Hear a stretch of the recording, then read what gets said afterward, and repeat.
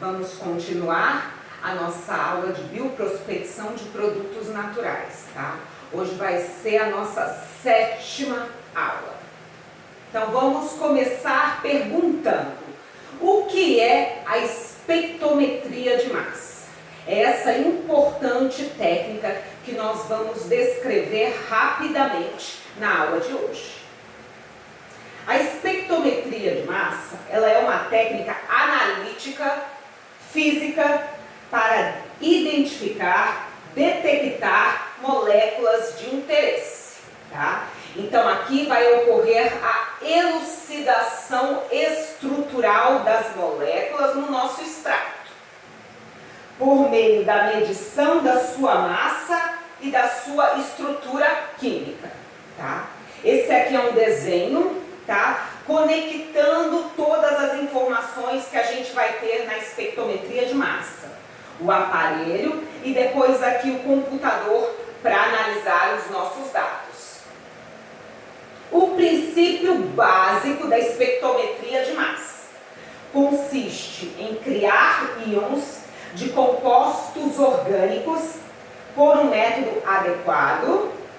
Depois vai separar os íons de acordo com a sua taxa de massa-carga e depois detectar os íons quantitativamente e qualitativamente. Então aqui nessa técnica vai ocorrer a formação dos íons, a sua amostra ela vai ser transformada em íons. Esses íons vão ser levados para um analisador que vai separar esses íons de acordo com a sua taxa de massa-carga. E depois os íons vão ser detectados quantitativamente e qualitativamente por um detector. Tá? Vamos ver nessa imagem como uma amostra ela é analisada. Nós temos a nossa amostra, a formação dos íons, ionização, a separação que ocorre no analisador, depois a detecção dos íons no detector, vai enviar sinais aqui para um computador e o nosso resultado final vai ser um espectro de massa. Vamos começar a falar a respeito da estrutura do espectrômetro de massa. Tá? Então ele consiste em uma fonte de íons em que os componentes de uma amostra eles são convertidos em íons através de um agente ionizante, tá? Então a sua amostra ela vai ser convertida em íons pela ação desse agente ionizante. Depois, um analisador de massa que separa os íons de acordo com a sua taxa de massa-carga. Então os íons que foram criados, eles vão ser separados de acordo com a sua taxa de massa-carga, tá? Nessa imagem, vendo todos os componentes que estão presentes no espectrômetro de massa, nós temos a nossa fonte de íons, na qual a sua amostra vai ser ionizada. Temos o analisador, que vai separar os íons de acordo com a sua taxa de massa-carga. Então vamos para o próximo componente, que vai ser um detector. O detector ele vai detectar uma molécula quantitativamente e qualitativamente. Ele vai transformar uma corrente de íons em uma corrente elétrica, tá? E vai enviar esse sinal para um computador. Um sistema de computador ele vai processar o sinal que vai chegar nele através do detector, tá? Todos os componentes eles vão ser operados, tá? Sob condições de alto vácuo, para que não haja interferência durante esse caminho que os íons precisam percorrer no interior do espectrômetro de massa. Aqui é uma imagem, tá? Mostrando para vocês aqui uma das formas de ionização da amostra, tá? Esse daqui é a amostra sendo colocada aqui no interior desse capilar. Os íons sendo formados, íons sendo formados, então a sua amostra foi totalmente ionizada e ela depois vai ser atraída em direção ao analisador. Aqui Aqui vendo todas as partes no espectrômetro de massa, nós temos a fonte de ionização, nós temos o analisador, o detector, enviando imagens para um programa, um computador que vai processar toda a informação e a nossa informação final, nosso resultado final vai ser um espectro de massa. Vamos ver aqui o resultado final do nossa espectrometria de massa. O resultado é um espectro de massa, tá? Que é uma representação em duas dimensões. Eixo da ordenada, que reflete diretamente a abundância das espécies. Então, um gráfico, aonde você tem na ordenada a representação da abundância das espécies. E temos o eixo da abscissa, que ela relaciona a taxa de massa-carga. Então, aqui a abundância das espécies iônicas e na abscissa a taxa de massa-carga. Nessa imagem, onde a gente vê o espectro de massa, nós vamos ver aqui ó, a abundância das espécies e aqui a taxa de massa-carga, ok? Esse é o nosso resultado final. Técnicas de ionização. Quais seriam essas técnicas? Vamos ver um pouco a respeito dessas técnicas. Fonte de ionização, tá? Aqui citando para vocês um pouco dessas fontes. A ionização por elétrons, a ionização iônica, a ionização bombeamento atômico rápido, a ionização por eletrospray e a matriz de dissorção a laser assistida por ionização, que é o que a gente conhece como MALT. Essas são alguns tipos de ionização. Eu vou descrever para vocês aqui alguns, tá? Os principais, tá? Então vamos começar. A primeira fonte de ionização que eu vou descrever para vocês é a ionização por elétrons, tá? Então aqui, essa fonte consiste de um filamento aquecido, um cátodo, que ejeta elétrons. Então temos um filamento de tungstênio que vai ser aquecido, que é chamado de cátodo. Desse filamento de tungstênio aquecido, ele vai ejetar os elétrons, tá? Os quais vão ser acelerados em direção ao ânodo. Então, os elétrons que foram ejetados, eles vão ser atraídos em direção ao ânodo. Quando eles atingirem o ânodo, vai ser formado um fluxo de elétrons. Eles vão colidir depois com as moléculas gasosas da nossa amostra, tá?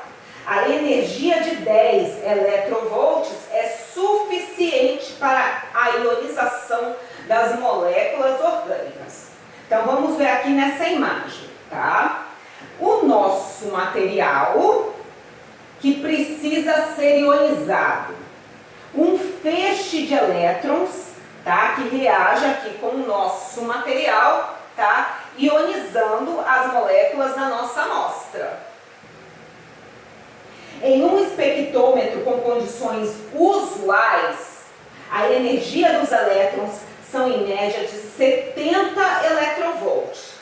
O excesso da energia, ele orienta uma fragmentação extensiva, tá? Então, esse excesso de energia, tá? Essa fragmentação extensiva, nesse caso, ele vai ser útil, porque ele fornece informações estruturais dos analitos que são totalmente desconhecidos, tá? Próxima fonte de ionização que nós vamos ver aqui é a ionização química, tá? Um gás reativo, ele vai ser introduzido na fonte, tá?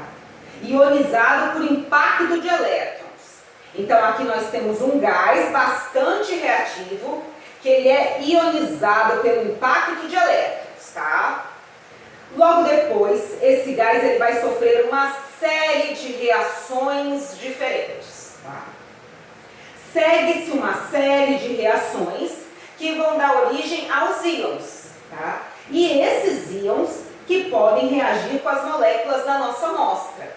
Então, esse gás, depois de ser ionizado por elétrons, ele vai sofrer uma série de modificações, tá? Vai se tornar um íon e aí ele pode colidir com a nossa amostra, ionizando-a. Esse tipo de moléculas íons do produto da reação, ele permite o acesso à massa molecular da substância a analisar.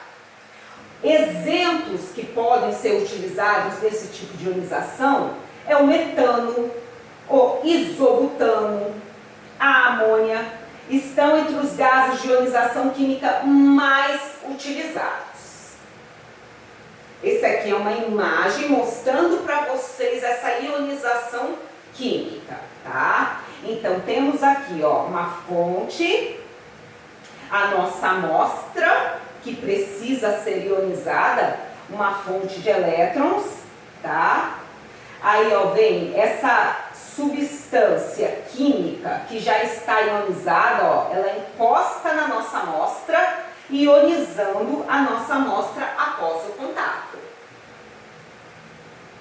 Outro tipo de ionização muito utilizada é a ionização por eletrospray. O princípio básico: uma voltagem em um capilar com o líquido passando e um eletrodo. Então, temos um capilar que no interior dele tem um líquido com a sua amostra. E é aplicado uma voltagem a essa estrutura, tá? Isso produz um gradiente elétrico que vai separar as cargas do fluido da superfície, tá? Com isso, o líquido que está dentro, ele é forçado a sair do capilar. Então, depois que foi aplicado essa voltagem nesse capilar, o líquido é forçado a sair. E ele sai na forma de um spray, tá? Vamos ver uma imagem desse tipo de ionização. Olha, um capilar que tem líquido no interior que tem a sua amostra. Aplica-se aqui, ó, uma voltagem. Então, aqui a voltagem sendo aplicada no capilar. E aí, ó, o líquido ele é forçado a sair na forma de um spray.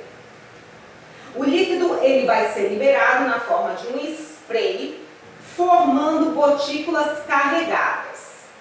Essas gotículas carregadas, elas vão se rompendo com o filamento, são atraídas para a entrada do espectrômetro de massa. Então, depois que é aplicado uma voltagem nesse capilar, o líquido que está aqui é forçado a sair, tá? É criado um spray que tem gotículas carregadas, tá? Essas gotículas carregadas depois vão ser atraídas devido ao campo elétrico, tá? Em direção ao analisador.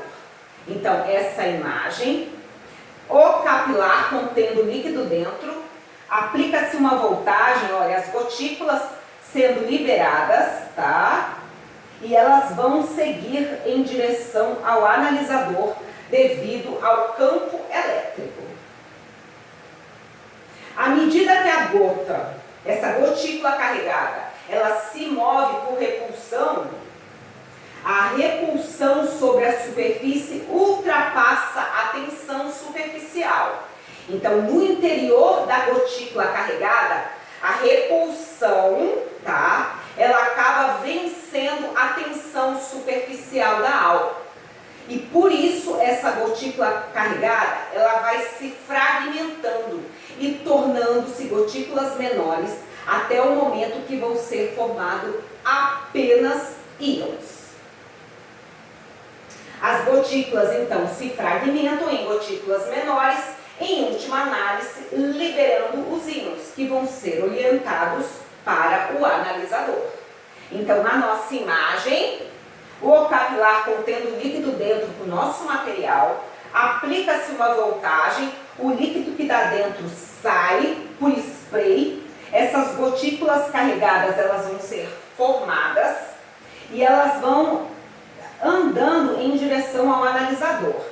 Durante esse caminho, tá?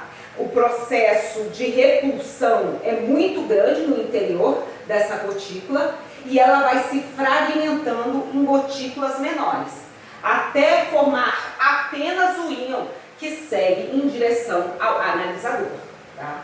A imagem mostrando bem esse processo de fragmentação das gotículas carregadas. Então aqui o capilar liberou as gotículas carregadas. As gotículas carregadas, a repulsão aqui fora é muito grande, elas vão diminuindo de tamanho, ó, gotículas menores, vão se fragmentando até o momento final que a gente tem a formação dos nossos íons. E esses íons vão ser atraídos em direção ao analisador. Tá? Uma importante fonte de ionização é o molde. Tá? Consiste na mistura da amostra a ser analisada com uma matriz sobre uma placa de metal condutora. Então aqui temos uma placa de metal, temos uma matriz, tá?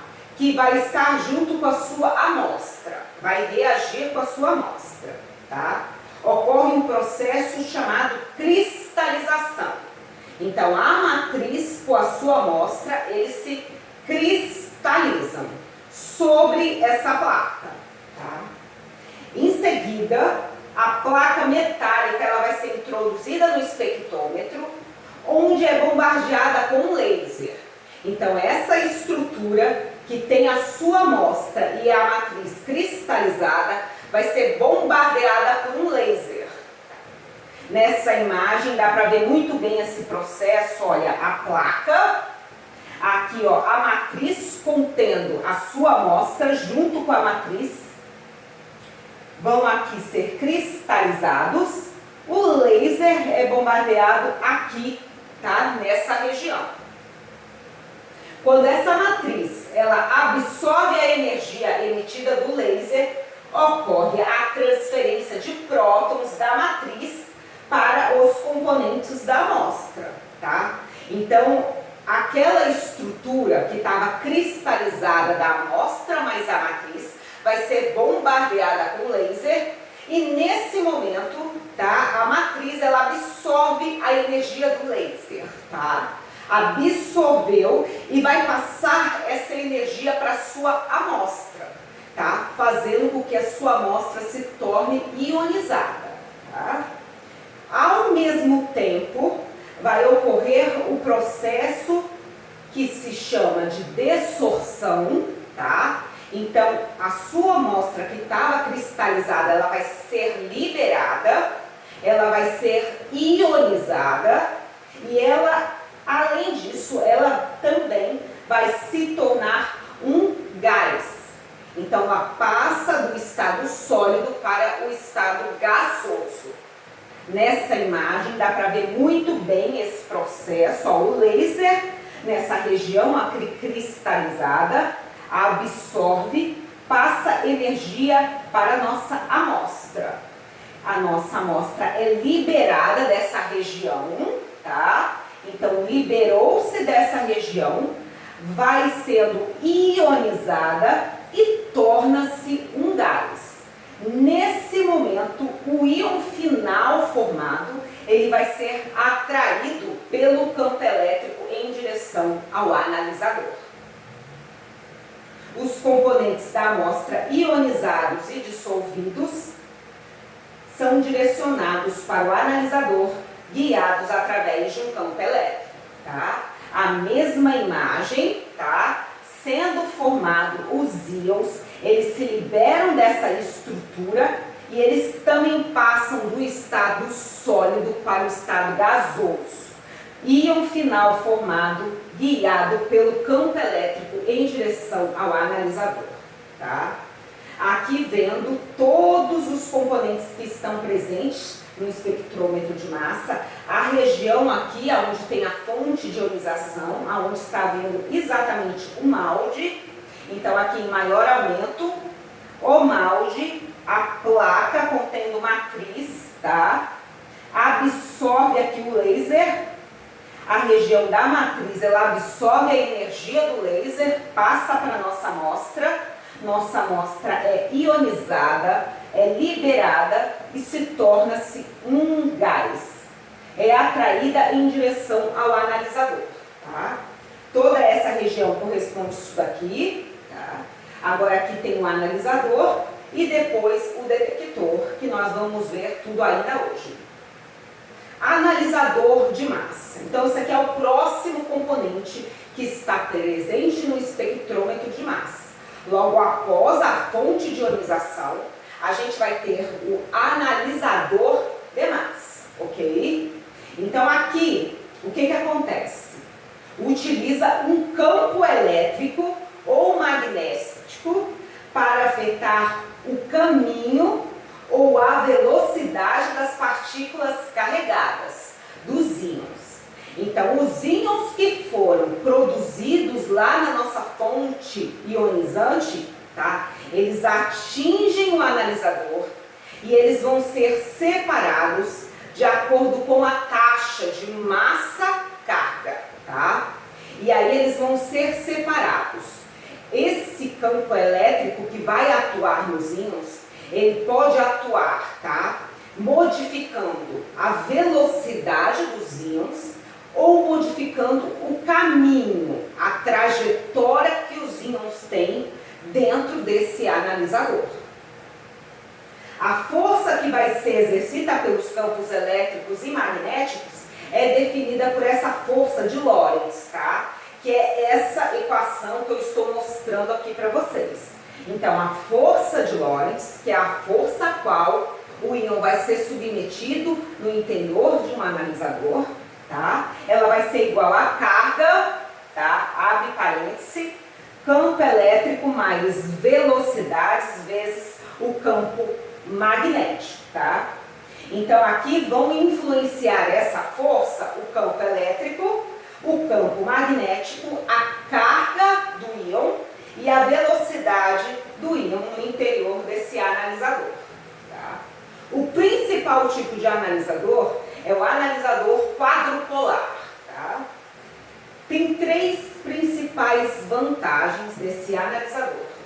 Eles toleram pressões relativamente altas, eles têm uma significativa escala de massa, com a capacidade de analisar uma taxa de massa-carga de até 4.000, tá? Então, essa taxa de massa-carga da ordem de 4.000, ela é importante porque tem, por exemplo, biomoléculas que tem essa taxa de massa-carga, por exemplo, da ordem de 3.500. Então, esse analisador poderia ser utilizado também para o análise das biomoléculas. Eles, além disso, eles são instrumentos de relativamente baixo custo. Esse aqui é uma imagem do nosso analisador quadrupolar. Olha aqui a fonte ionizante, o íon sendo formado, atraído para o analisador. No momento que ele chega no analisador, olha, o íon pode ter ou a sua velocidade modificada ou a sua trajetória modificada. Vamos ver um pouquinho a respeito desse analisador quadrupolar, tá? Eles estão ligados a um gerador, que é um radiofrequência, tá? E ele também é ligado a um potencial. À medida que os íons se repelem no analisador, as suas trajetórias vão ser modificadas, tá?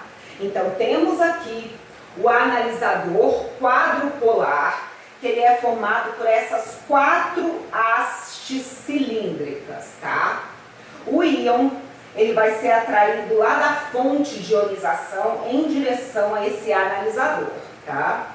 No momento que o íon entra aqui, ele é submetido a um campo elétrico, tá? E nesse momento, esse íon pode ter a sua trajetória, ou a sua velocidade modificada. E dessa forma, os íons vão poder ser separados, tá?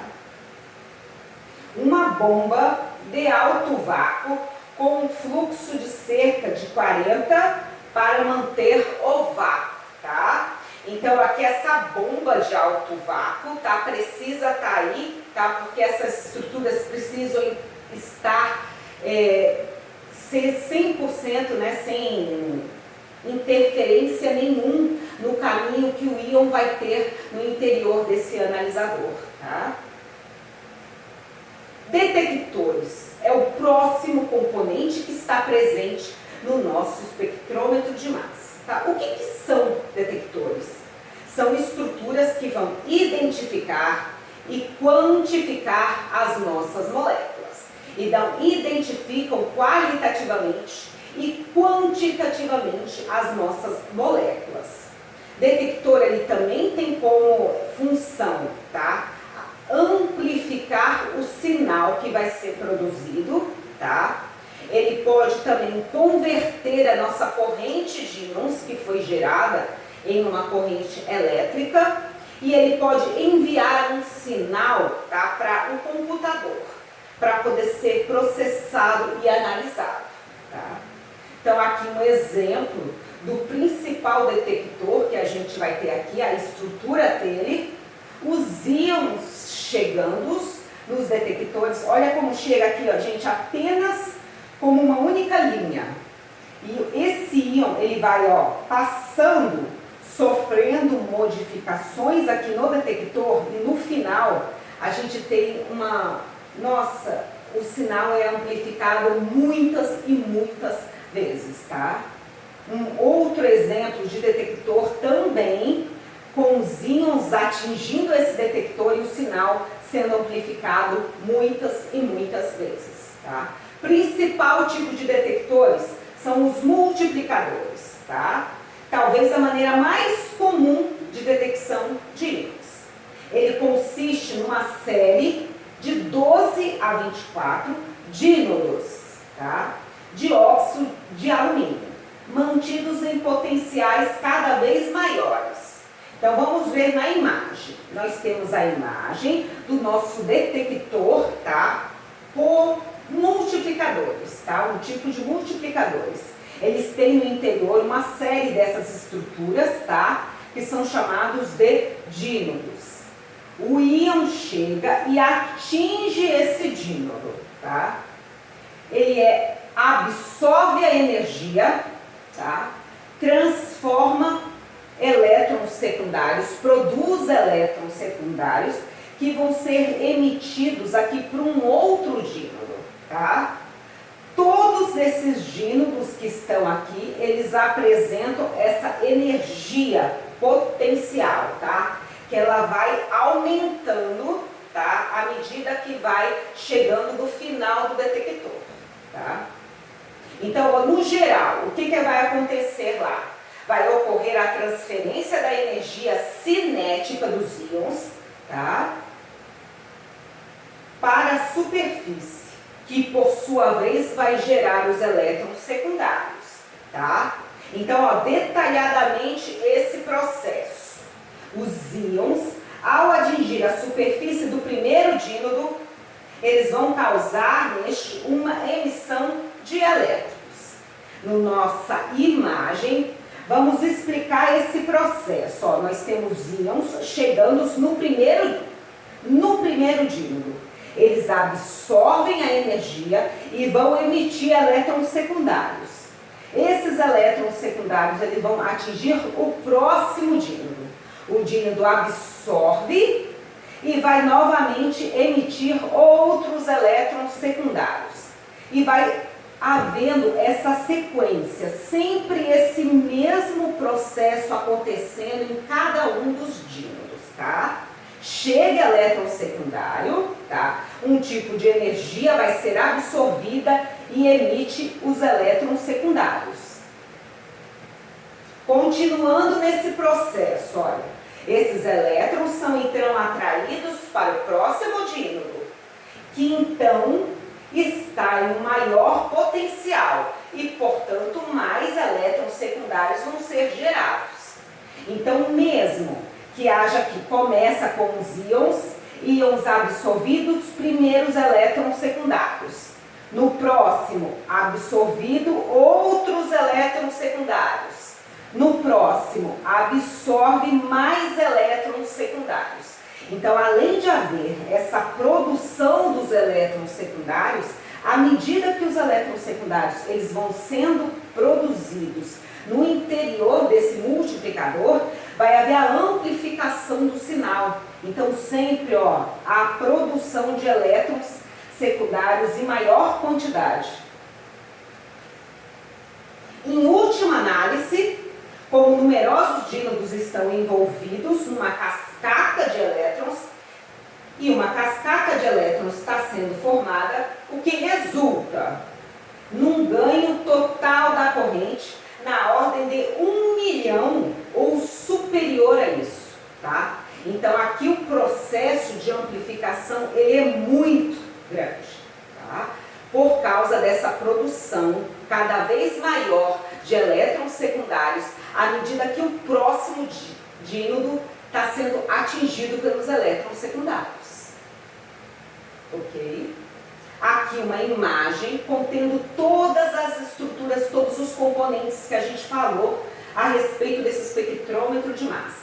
Então, a nossa amostra sendo colocada aqui no interior, fonte de ionização, a nossa amostra sendo ionizada, a nossa amostra torna-se gasosa, a amostra vai ser acelerada no campo elétrico e atraída em direção ao analisador. No analisador, os íons vão ser separados de acordo com a sua taxa de massa-carga, tá? Por causa do campo elétrico, tá? E agora eles vão ser direcionados rumo a um detector, tá? Próximo componente que nós vamos ver é o computador. Então, o sinal que foi obtido com o detector, ele vai ser passado para um computador. O computador precisa processar todo esse sinal, tá? Até a gente chegar no nosso resultado final, tá? O nosso resultado final, aqui vai ser o nosso espectro de massa, que nós vamos ter aqui um gráfico com 2 dimensões, mostrando aqui na ordenada a abundância das espécies, olha, são os picos que nós estamos vendo, e aqui a nossa taxa de massa-carga, na abscissa. Esse aqui é o nosso produto final, tá?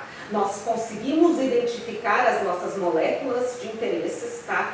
De acordo principalmente com uma base de dados. Então, você verifica exatamente qual é a região aqui do pico e você procura nessa base de dados e aí identifica a sua molécula, tá? Muito obrigada.